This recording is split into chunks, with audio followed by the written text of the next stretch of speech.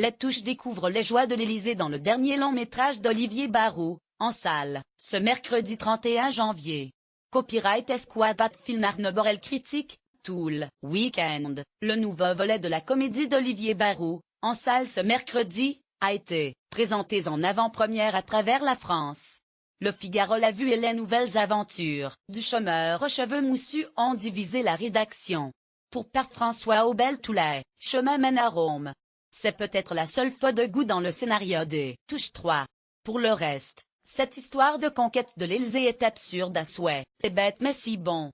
Est-ce si stupide d'ailleurs, lorsque tout est mis en œuvre pour montrer la sagesse populaire de Jeff Touche?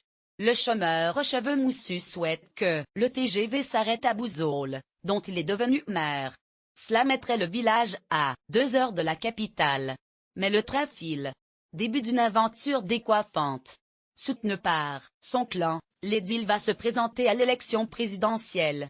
Un homme sorti de nulle part, qui, à la suite des abandons des favoris, au motif d'un emploi fictif d'une épouse, pour l'un ou d'un goût immodéré du coupé-décalé pour l'autre, candidat du FN, termine sur la plus haute marche de l'État, cela ne vous rappelle rien?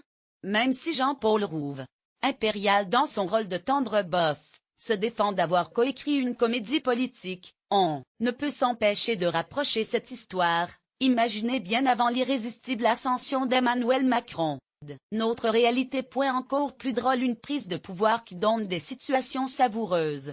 4 Touches terrorise le chef de l'Élysée pour qu'il réussisse ses frites. On ne se lâche jamais, des running gags. Wilfried, toujours aussi bas du front, martyrise son bodyguard tandis que les aventures sentimentales de Stéphanie prennent une tournure inattendue. Son nouvel amour Barniabé, joué à merveille par Nicolas Maury, secrétaire de la série 10%, personnage d'écrivain sensu, attiré, comme un bombix par les lumières du palais, existe. On l'a déjà rencontré sous tellement de visages. Que devient Donald, alias Coin-Coin, le surdoué de la famille? Il est en pleine déprime. Ou plutôt comme l'a bien compris sa mère, en pleine puberté. Autrement dit, par Jeff Touche, il a le feu dans le slip. Tout cela ne volerait pas, bientôt. Détrompez-vous, les Touches, c'est du sérieux. Ils proposent une tendre vengeance à ceux qui ne peuvent s'exprimer. Et réduisent à leur manière, qu'on la juge vulgaire ou non, la fracture sociale. Avec eux, la France périphérique est remise au centre du jeu. Ce renversement des valeurs, le pays d'en bas qui goûte aux privilèges ne doit pas faire oublier que les Touches reste une comédie. Plus corrosive que dans les 2 premiers volets.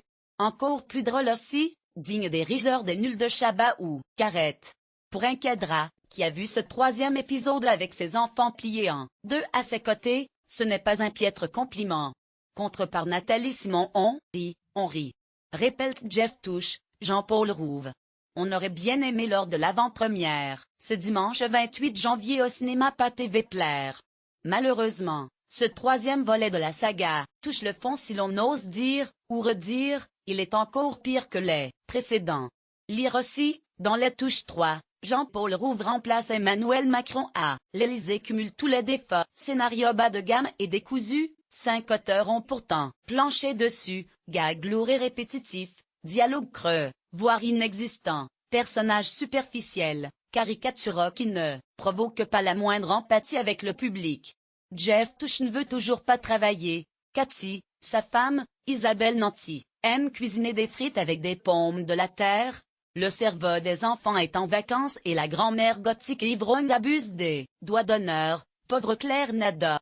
S'ils s'amusent, on le leur souhaite, les acteurs ne sortent pas grandis de leurs prestations. Inutile de se déplacer pour suivre les aventures de Jeff Touche élu président de la République, le meilleur est dans la bande-annonce.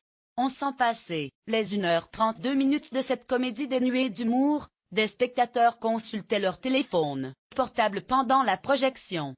Croisons les doigts pour qu'il n'y ait pas de Touche 4. Quand je ne sais pas quoi dire, je fais semblant de réfléchir, confie Jeff Touche à son Premier ministre. Le mieux serait de s'abstenir.